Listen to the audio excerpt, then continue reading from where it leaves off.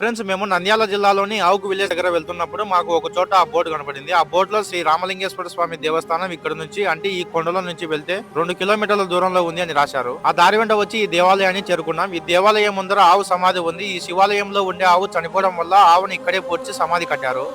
ఈ దేవాలయం చుట్టూ మనం ఎటు చూసినా కొండలే కనబడతాయి. చాలా ప్రశాంతంగా ఉందన్నమాట ఇక్కడ. ఈ శివాలయాన్ని ఇక్కడ 200 సంవత్సరాల కిందట నిర్మించారంట. ఈ గుడిలో ఉన్న శివలింగం అన్నమాట ఇది. ఈ శివలింగం వెనకాల పార్వతీదేవి అమ్మవారి విగ్రహం అలాగే వినాయకుని విగ్రహం అయితే ఉందన్నమాట. శివాలయం పక్కనే రాముల వారి దేవాలయం ఉంది. అలాగే ఆంజనేయ స్వామి వారికి సపరేట్ గా ఒక ఆలయాన్ని ఇక్కడ కట్టించారు.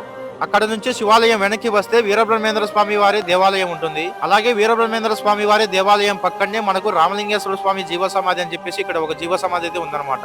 ఈయన ఈ దేవాలయంలో కొన్ని రోజులు తపస్సు చేసుకుని ఇక్కడే జీవ సమాధి అయిపోయారంట.